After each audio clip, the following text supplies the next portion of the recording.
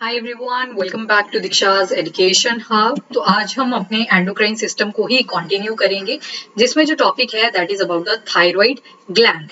और जो हार्मोन इससे निकलती है उसको बोल देते हैं थायराइड हार्मोन। तो पहले तो इसकी लोकेशन देख लो, कहाँ पे प्रेजेंट है ये। तो आपके थ्रोट वाले एरिया में ये प्रेजेंट होगा, जो हमने लास्ट लेक्चर में भी पढ़ा था कि एच शेप का होता है। ये जो दो बड़े बड़े यहाँ पे आपको स्ट्रक्चर्स दिख रहे हैं, इनको कनेक्ट करने वाले पॉइंट को बोल देते हैं इस्थमस। ठीक है, इस्थमस। फिर लार्जेस्ट एंडोक्राइन ग्लैंड है ये, जो ट्रेकिया के साथ अटैच्ड होता है। ट्रेकिया क्या था? हमारा विंड पाइप था, तो बस उसी के साथ ये अटैच्ड होता है। ये देखो पीछे से क्या जा रही है, एक पाइप जा रही है ना, pipe like structure, that is your trachea. तो उसी के जस्ट टॉप पे आपको क्या मिलेगा, that is your thyroid gland. लैरिंग्स के नीचे होता है, तो हमने देखा था कि पहले फेरिंग्स आता है फिर लैरिंग्स आता है, और लैरिंग्स इज द पॉइंट जहां से आपकी ट्रेकिया भी शुरू हो जाती है। तो बस लैरिंग्स के नीचे होता है। बाइलोब है, ये देखो इसकी हम एच शेप बोल रहे हैं ना, तो दो लोब इस तरह से, तो बाइलोब्ड बोल दिया, एक लोब ये वाली एक लोब ये वाली, एच शेप का होता है। और क्या सिक्रीट करता है, तो पहले तो करता है T3, ठीक है, ट्राई आइडो थायरॉक्सिन बोल देते हैं जिसको। और ये हमारे मेटाबॉलिज्म को मेंटेन करता है। मेटाबॉलिज्म को मेंटेन करने से क्या मतलब है, जो हमारी जितनी भी केमिकल रिएक्शंस बॉडी में हो रही हैं, कहीं ना कहीं कौन चेक रख रहा है उसके ऊपर, हमारा ट्राई आइडो थायरोनेट। टेम्परेचर को मेंटेन करके रखता है, हमारे बॉडी के तापमान को मेंटेन करके रखता है, और इवन हमारे हार्ट रेट को भी चेक करके रखता है।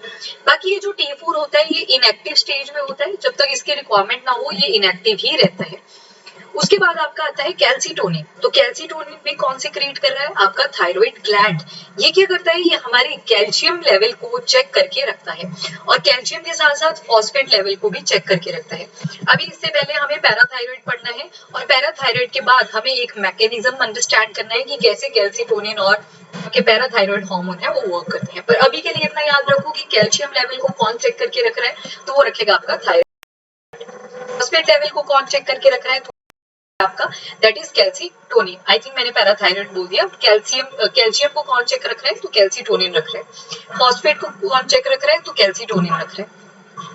बाकी जो इंपॉर्टेंट हार्मोन है इसका, दैट इज थायरॉक्सिन। थायरॉक्सिन हमारी पाचन प्रक्रिया में हेल्प करता है, डाइजेशन में हेल्प करता है, हार्ट और जो मसल के सेल्स होते हैं उनके ऊपर चेक रखता है।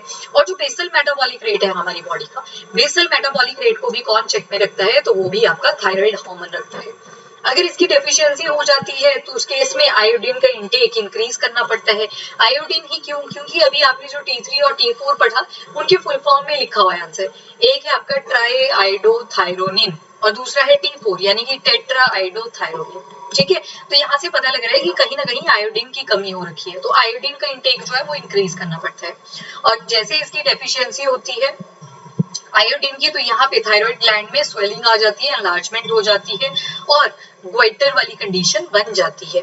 और ये जो ग्वाइटर वाली कंडीशन है ना, हिली एरियाज के अंदर बहुत ज्यादा आपको मिलेगी। अब देखो नॉर्मल थायराइड वाली जो सिचुएशन होती है वो तो कुछ ऐसे दिखेगी, पर इस केस में देखो गर्दन जो है वो काफी स्वेल कर गई है। क्यों? क्योंकि थायराइड ग्लैंड का जो साइज है वो भी इंक्रीज कर चुका है, सेम इज अब। स्किन देखो इसकी कितनी मोटी हो रखी है, क्यों? क्योंकि थायराइड ग्लैंड का जो साइज है वो इंक्रीज कर रखा है। अब जो आयोडीन होता है हमारा, वो बहुत ज्यादा इंपॉर्टेंट होता है थायरॉक्सिन की फॉर्मेशन के लिए, थायरॉक्सिन की फॉर्मेशन के लिए। अब जो पीपल हिली एरियाज में रहते हैं उनको उतना आयोडीन जो है वो पानी में नहीं मिल पाता, या उनकी डाइट में नहीं मिल पाता, क्योंकि जो वो पानी पीते हैं वो आयोडीन डेफिशिएंट वाटर होता है। जो रिवर्स हैं, स्ट्रीम्स हैं, वो डायरेक्टली कहाँ से आ रही है, ग्लेशियर से आ रही है, तभी तो फ्रेश वाटर होता है उस टाइम पे। वो क्या होता है, फ्रेश वाटर होता है, बिल्कुल ही फ्रेश वाटर होता है। इसके अंदर आपको मिनरल न्यूट्रिएंट्स बहुत कम मिलते हैं। तो ये जो हिली एरियाज में रहते हैं जितने भी लोग, वहां पे मेल्टिंग ऑफ स्नो की वजह से उनको पानी मिल रहा होता है, जिसके अंदर आयोडीन जो होता है वो डेफिशिएंट रहता है, कहीं ना कहीं एब्सेंट रहता है, या तो थोड़ा सा होगा या फिर कोई भी आयोडीन नहीं देखने को मिलता। जब डेफिशिएंसी हो जाती है आयोडीन की डाइट के अंदर, तो जो थायराइड ग्लैंड होता है वो एनलार्ज कर जाता है। अभी एनलार्ज क्यों किया, साइज क्यों इसका इंक्रीज किया? साइज इसलिए इंक्रीज किया कि अगर साइज इंक्रीज कर रहा है तो उससे सरफेस कर रहा है, और अगर सरफेस एरिया इंक्रीज कर रहा है तो ये ब्लड से ट्राई करेगा कि मैं कैल्शियम ले सकूं। ठीक है, तो वो चीज जो होती है कंपनसेशन के लिए थायराइड ग्लैंड क्या करता है, अपने साइज को इंक्रीज कर लेता है। अब इसके बाद अगर थायरोक्सिन की डेफिशिएंसी हो जाती है, specially in case of children, तो इससे फिजिकल और मेंटल रिटार्डेशन आ जाती है, अंडर डेवलप बच्चे देखने को मिलेंगे और कंडीशन को बोल देते हैं क्रेटिनिज्म। ये सिचुएशन आप देख सकते हो। अभी आयोडीन की डेफिशिएंसी ऐसे थोड़ी है कि बचपन में ही होगी या एडल्ट्स को ही होगी या फिर एल्डरली को ही होगी, ये कोई भी सिचुएशन हो सकती है। और वैसे ही अगर एल्डरली को हो जाती है तो उस कंडीशन को बोल देते हैं मिक्सोडेमा। उसको क्या बोल देंगे? मिक्सो। और अगर आयोडीन की कमी किसको हो रही है? चिल्ड्रन को हो रही है, तो चिल्ड्रन की बोल देंगे क्रेटिनिज्म। क्रेटिनिज्म चिल्ड्रन के अंदर क्या बोल देते हैं? Cretinism. C for children, C for cretinism.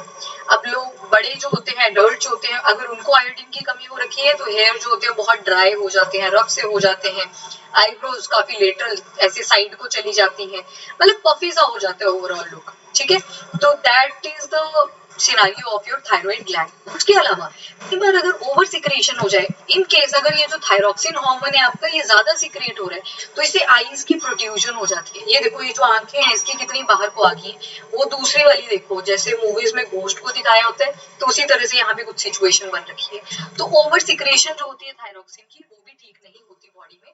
और ये जो प्रोड्यूजन होती है आईज की, बल्जिंग जैसी जो हो जाती है आई की, इसको हम बोलते हैं एक्सोथैलेमिया। एक्सोथैलेमिया या फिर बोल सकते हैं ग्रेव्स डिजीज। क्या बोलते हैं? Graves disease. तो एक्सोथैलेमिया बोल लो या फिर ग्रेव्स डिजीज बोल लो। इसके अलावा देखो, लैमिनेरिया एक एल्गी होती है, आपकी शैवाल होती है, जिसके को हम क्या कर सकते हैं? आयोडीन की एक्सट्रैक्शन कर सकते हैं, तो लैमिनेरिया। अब सेकंड जो ग्लैंड पढ़नी है वो है हमारी पैराथायरॉइड ग्लैंड। आज की जो हमारी सेकंड ग्लैंड है दैट इज पैराथायरॉइड। अब ये एच शेप तो हमने पढ़ लिया, ये क्या था? ये हमारा थायराइड ग्लैंड था। अब इसके ऊपर आपको येलो येलो कलर के स्ट्रक्चर्स मिलेंगे। ये क्या स्ट्रक्चर्स हैं? ये हैं आपके parathyroid.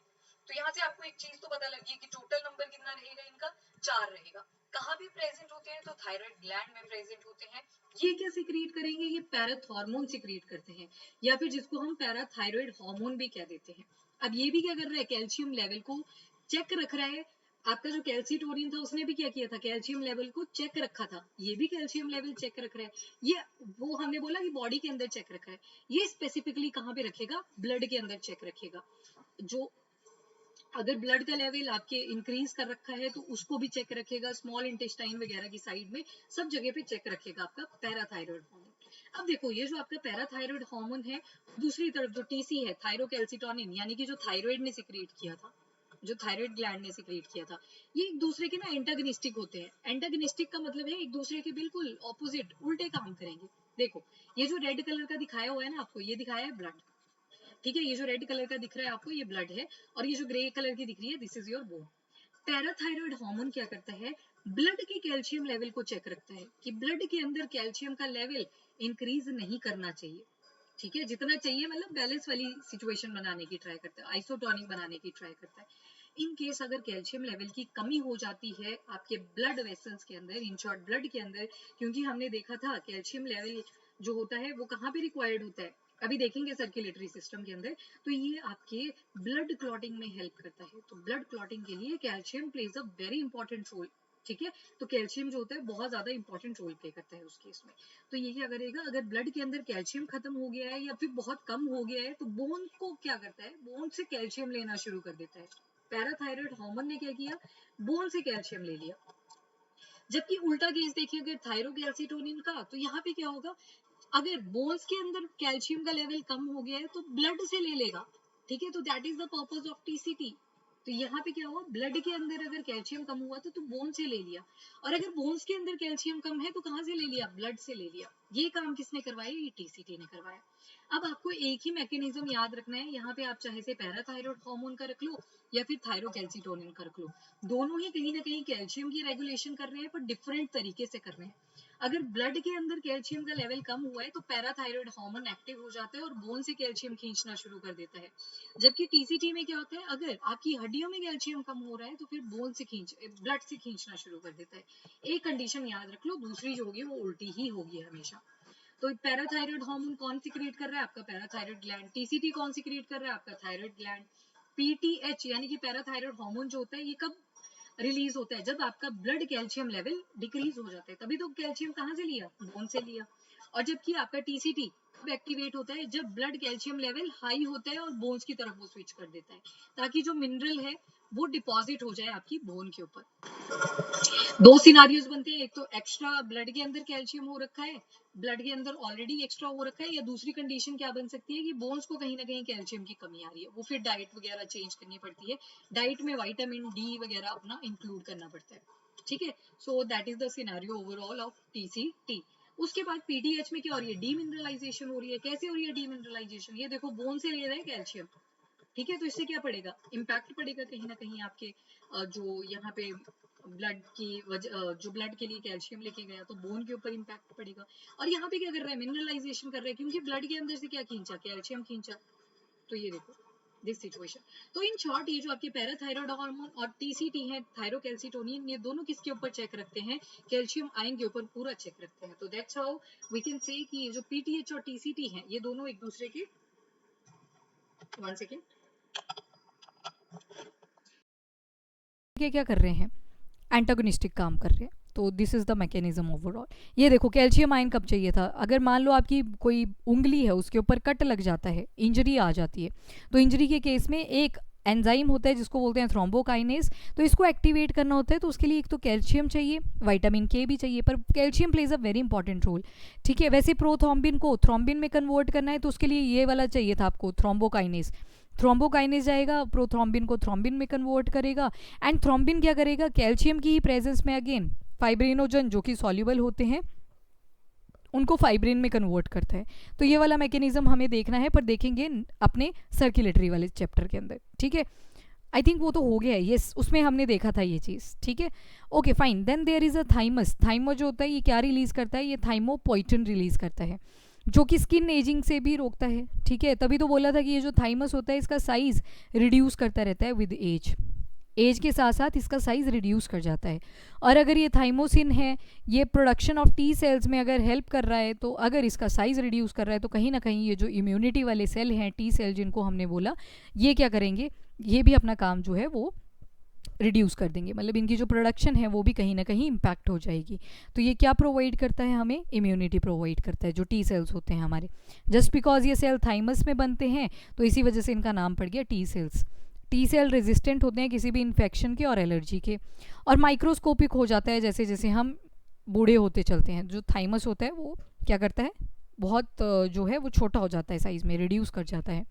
Then there is adrenal gland. Adrenal gland जो होता है वो आपकी किडनी के ऐसे कैप लाइक स्ट्रक्चर पे प्रेजेंट है। This one cap like structure में दो पार्ट्स रहते हैं, कौन कौन सा, बाहर वाला जो है वो आपका कॉर्टेक्स आ जाएगा जैसे किडनी का देखा था, एंड अंदर वाला जो है उसको बोलेंगे मेड्यूला। लोकेशन अगर देखोगे तो ये कहाँ पे आ जाएगा, ओवर द किडनी आ जाएगा। नंबर देखोगे तो 2 नंबर हैं। और सिक्रीट क्या क्या करता है, तो एक तो करता है एल्डोस्टेरॉन।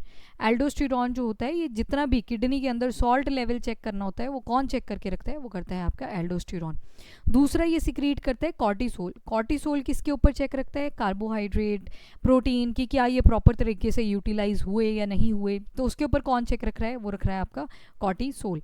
फिर आता है आपका एंड्रोजन। एंड्रोजन जो होते हैं ये मेल सेक्स हार्मोन्स होते हैं, तो इनके ऊपर भी कौन चेक रख रहा है, आपका एड्रीनल ग्लैंड। फिर होते हैं एस्ट्रोजन। एस्ट्रोजन जो होते हैं उसके ऊपर ये जो होता है आपका ये फीमेल सेक्स हार्मोन होता है।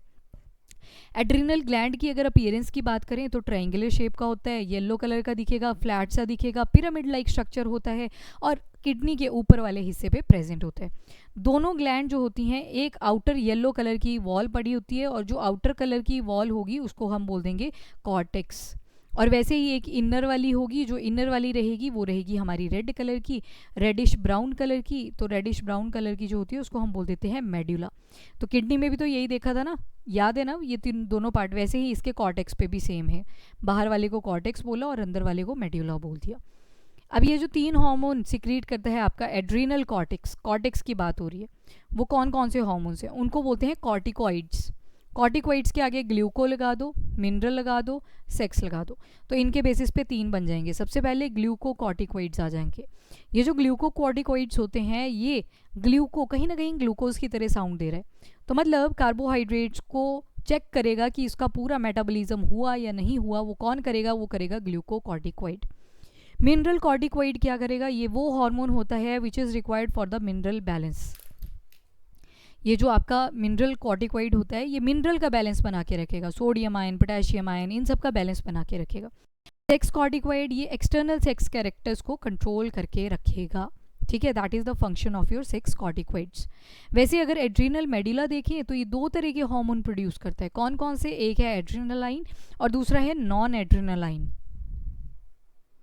दोनों के नाम, ये एमरजेंसी हार्मोन भी बोलते हैं, ट्रिपल एफ हार्मोन भी इनको बोलते हैं, क्योंकि 3 एफ से ये मैकेनिज्म करता है। एक है फाइट, एक है फ्लाइट, एक है फ्राइट।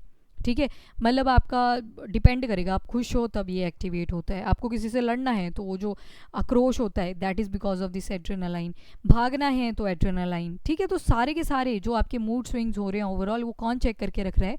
एड्रेनालाइन चेक करके रख रहा है। तो कोल्ड हो, जॉय हो, एंगर, फियर, इमोशनल स्ट्रेस, तो सब में कौन सा हार्मोन एक्टिवेट हो जाता है? वो एक्टिवेट होता है आपका ये ट्रिपल एफ वाला, जिसको हमने बोला एड्रेनल ग्लैंड का। कौन सा? दैट इज़ योर एड्रेनालाइन या एड्रेनल मेडुला, उससे ये सिक्रिएट होगा। अब कैसे ये काम करता है तो वो भी देख लो। इनवॉलंटरी मसल जो आपकी स्मॉल आर्टरीज की होती हैं वो कॉन्ट्रैक्ट कर जाती हैं। ये छोटी सी एक आर्टरी बना लेते हैं, this is your artery. Artery का मैकेनिज्म हमने देख लिया था, हार्ट से सभी ऑर्गन्स को ब्लड लेके जाता है। ठीक है, तो आर्टरीज को क्या करेगा? इनकी जो वॉल है इनको कॉन्ट्रैक्ट करवाएगा। कॉन्ट्रैक्ट करवाया तो मतलब साइज जो है वो छोटा हो जाएगा, जो साइज़ है वो क्या कर जाएगा? आर्टरी का रिड्यूस कर जाएगा, लंबी हो जाएगी। तो इससे क्या होगा? जो ब्लड सप्लाई है वो रुक जाती है कुछ टाइम के लिए to the skin and gastrointestinal track.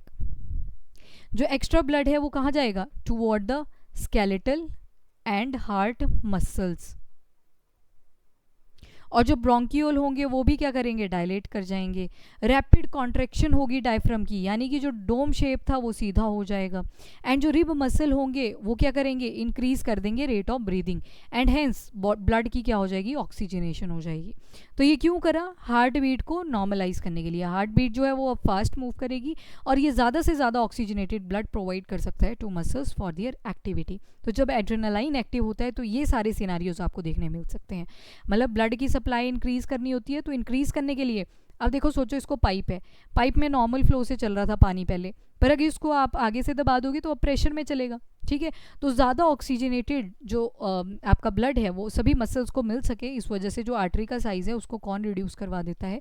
वो करवा देता है आपका एड्रेनालाइन।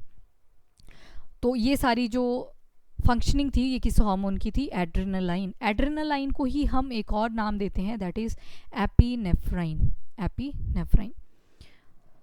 तो उसके बाद देख लेते हैं नॉर एड्रेनालाइन। नॉर एड्रेनालाइन या जिसको नॉर एपिनेफ्रिन भी बोलते हैं, ये एक न्यूरोट्रांसमीटर रिलीज करता है नर्व सेल के थ्रू। ठीक है, ऐसे हमने देखी थी नर्व्स, अगर आपको याद हो फर्स्ट लेक्चर।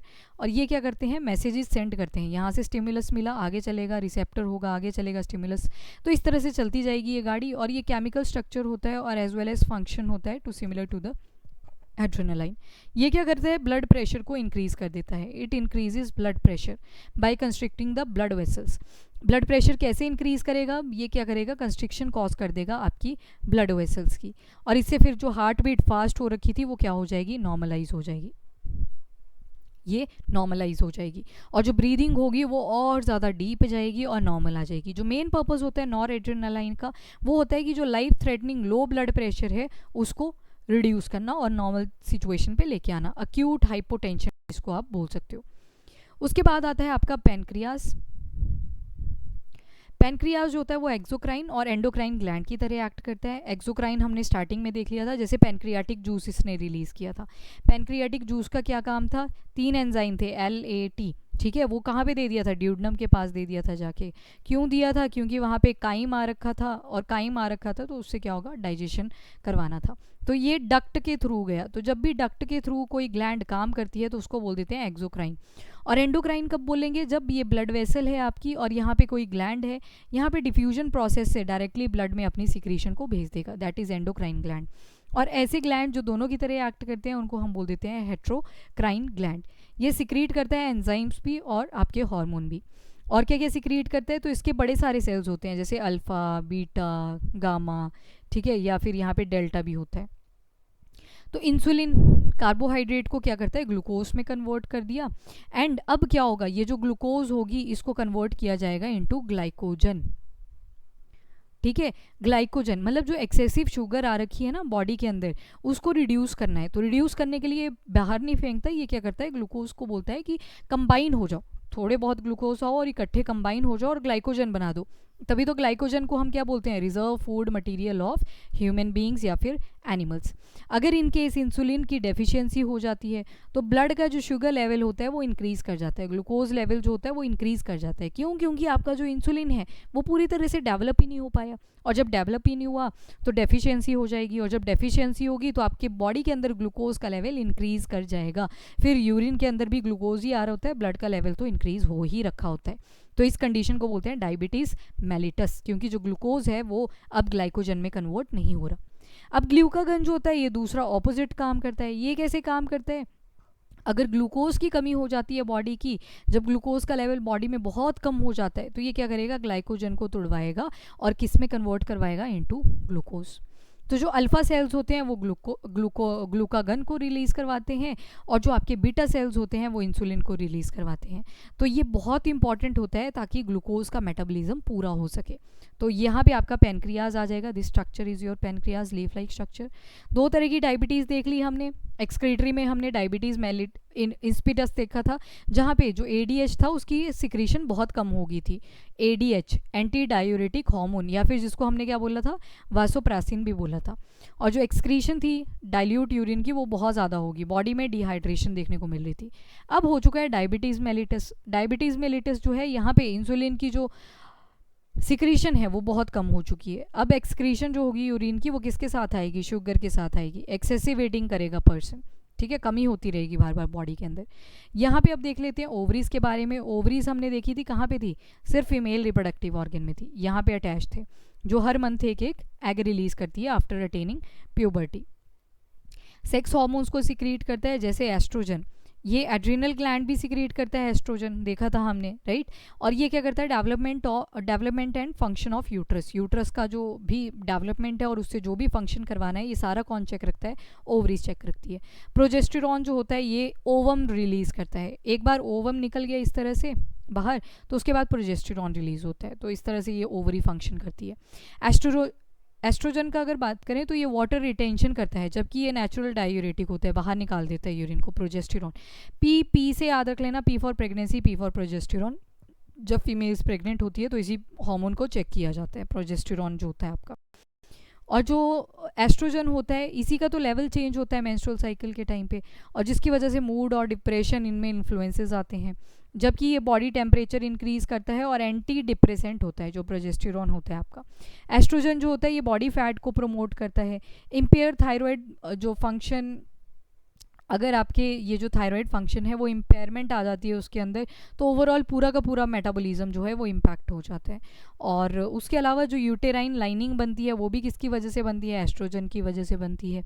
और जो रिस्क है ब्रेस्ट कैंसर का वो भी कहीं ना कहीं आपके एस्ट्रोजन के साथ रिलेटेड है। ओवेरियन कैंसर आपने सुना होगा, फर्स्ट पे अगर फीमेल्स में देखोगे तो ब्रेस्ट कैंसर है, सेकेंड पे देखोगे तो सर्वाइकल कैंसर है, एंड थर्ड पे देखोगे तो ओवेरियन कैंसर है। उसके बाद प्रोजेस्टेरॉन के अंदर के देखें तो हेल्दी लिबिडो को मेंटेन करके रखता है, हेल्दी थायराइड फंक्शन करता है, हेल्दी ब्लड शुगर लेवल्स रखता है। तो this is the general difference between two. Testis आपको सिर्फ मेल्स के केस में मिलेगी। रेगुलेट करता है और कंट्रोल करता है फिजिकल कैरेक्टर्स ऑफ मेल। और किसके इन्फ्लुएंस में होता है, ल्यूटिनाइजिंग हार्मोन और इंटरस्टिशियल जो आपके सेल्स होते हैं, स्टिमुलेटिंग हार्मोन जिनको लीडिक सेल्स भी बोल देते हैं, ऑफ टेस्टिस, ये मेल सेक्स हार्मोन को प्रोड्यूस करते हैं जिसको हम बोलते हैं टेस्टोस्टेरॉन। टेस्टोस्टेरॉन जो होता है एक्सटर्नल जेनाइटल वगैरह को डेवलप करवाता है फीटस के अंदर, एंड जो भी ग्रोथ होनी होती है एक्सटर्नल जेनिटेलिया की, बियर्ड वगैरह, मस्टैक, एक एज पे आके, प्यूबर्टी वाली एज पे आके उनको भी डेवलप करवाता है। इन शॉर्ट जितने भी मेल के कैरेक्टर्स होते हैं, मेल लाइक कैरेक्टर्स होते हैं, उनको कौन चेक करता है, वो टेस्टिस चेक करती है। तो दिस इज़ द ओवरव्यू जो हमने इनमें चीज़ें पढ़ ली, और ठीक है ये हमने सारे देख लिए 1 बाय 1। हाँ सब कंप्लीट हो गई। देन आता है आपका गैस्ट्रो इंटेस्टिनल ट्रैक। हमने बोला था बहुत सारे हार्मोन्स ऐसे हैं जो डाइजेस्टिव ट्रैक में भी प्रेजेंट है। एग्जाम्पल आ जाता है गैस्ट्रिन, ये कहाँ पे था, ये गैस्ट्रिक ग्लैंड्स को एक्टिवेट करता है स्टमक के अंदर। तो गैस्ट्रिक ग्लैंड में हमने ऑक्जेंटिक सेल, पेराइटल सेल वगैरह देखे थे ना, ओपी सेल जो कि HCl वगैरह रिलीज कर रहे थे, तो उनको एक्टिवेट किस ग्लैंड ने करवाया था, गैस्ट्रिक ग्लैंड ने। पर उसको किसने एक्टिवेट किया था, तो वो हार्मोन था, that is the gastrin hormone. तो इन्होंने एक्टिवेट करवाया था उन सेल्स को। सिक्रेटिन आ जाता है तो स्टमक की एक्टिविटी को सिक्रेटिन ही रोकता है। एंट्रोक्राइनिन होता है तो सिक्रीशन करवाता है इंटेस्टिनल जूस की, ठीक है। वैसे ही और भी था, कोलेसिस्टिकोन था, सिस्टोकाइनिन था, कोलिसिस्टोकाइनिन। तो इसने क्या किया था, लीवर को और जो आपका पेनक्रियाज था उनको मैसेजेस भेजे थे कि अपने अपने जूस यहाँ पे सिक्रीट करें क्योंकि जो काइम है वो पहुँच चुका है। तो इंटेस्टिनल जो गैस्ट्रो इंटेस्टिनल ग्लैंड थी हमारी, वहाँ पे भी हमने बहुत सारी ग्लैंड्स देखी थी। किडनी देखिए तो किडनी दो तरह के हार्मोन प्रोड्यूस करते हैं, एक इरिथ्रोपाइटिन आ जाएगा जो कि बोन मैरो को स्टिमुलेट करता है कि आरबीसी प्रोड्यूस करें, एक रेनिन आ जाएगा जो ब्लड प्रेशर को रेज करता है टू इंक्रीज अल्ट्रा फिल्ट्रेशन। तो जब अल्ट्रा फिल्ट्रेशन हो रही थी ना आपके ग्लोमेरुलस के अंदर, तो वहाँ पे रेनिन एक्टिवेट हुआ था ताकि अल्ट्रा फिल्ट्रेशन हो सके, वाटर की ज़्यादा से ज़्यादा फिल्ट्रेशन हो सके। वैसे ही हार्ट के अंदर आप देखोगे ANF यानी कि एंटी नेट्रियूरेटिक फैक्टर, एंटी नेट्रियूरेटिक फैक्टर, ये एट्रियल टिश्यू जो होते हैं हार्ट के उसको क्या करता है, जो एट्रियल टिश्यू यानी कि एट्रियम वाले जो टिश्यूज़ होते हैं, लेफ्ट एट्रियम आपका राइट एट्रियम हमने पढ़ा था, तो उनमें क्या कर देता है ये ब्लड प्रेशर लो करवाने के लिए उनको मैसेज सेंड करता है। कब मैसेज सेंड करता है, जब ब्लड प्रेशर लो करना होता है। तो ANF का काम क्या है, एट्रियल टिश्यू जो होते हैं हार्ट के उनको मैसेज करता है कि जो ब्लड प्रेशर है उसको लो करना है। वैसे प्लांट हार्मोन्स भी होते हैं, तो वन बाय वन देख लेते हैं। आप जब सीड को सो करते हो यानी कि आपने दबा दिया ज़मीन में, फिर सीड जर्मिनेशन आप बोलते हो ना, तो जो सीड जर्मिनेशन होती है वो किसकी वजह से होती है, गिबलिन की वजह से होती है, जिबलिन भी जिसको आप बोलते हो। अब क्या करवाना है, ग्रोथ भी तो करवानी है ना इसकी, तो ग्रोथ के लिए पहले सेल डिवाइड करवाना पड़ेगा, सेल डिवाइड होंगे तभी तो ग्रोथ होगी। तो ये जो सेल डिवाइड हो रहे हैं ये किसकी वजह से हो रहे हैं, that is because of cytokinin. और जो अब लंबाई वगैरह है वो भी तो करवानी है, और साइड में जो गर्थ वगैरह है वो भी तो करवाना है। ये सारा कौन करवाएगा, जो ग्रोथ वगैरह करवाएगा वो ऑक्सिन करवाएगा। अब जब रोकना है, एक लिमिट तक ही ग्रो करती है ना हर चीज़, तो उसके लिए आ जाएगी एब्सिसिक एसिड। ठीक है, एम्ब्रियो को ये डॉर्मेंट स्टेज में डाल देता है और लीफ वगैरह जो होती हैं, फ्रूट जो होते हैं उनको ड्रॉप करवा देता है। पर अगर लीफ और जो आपके लीव्स हैं और आपके जो फ्रूट्स हैं उनको अगर इसने ड्रॉप करवा दिया, झाड़ दिया एक तरह से पेड़ से, तो उनको पकाया किसने था, उनको पकाया था इथाइलिन ने। एक हार्मोन है नेम्ड एज इथाइलिन। तो यहाँ पे राइपनिंग हो जाती है लीव्स की और फ्रूट्स की, और एक्सेस अमाउंट ऑफ इथाइलिन जो होता है ये dropping off leaves and fruits cause कर देता है। तो this do happen in case of the plants. तो that's all about your endocrine system, और प्लांट हार्मोन्स भी हमने देख लिए। So that's all, thank you everyone. If you like the video, do like and share as well as subscribe the channel. Till then, bye bye, take care, thank you and have a nice day, keep studying, keep watching.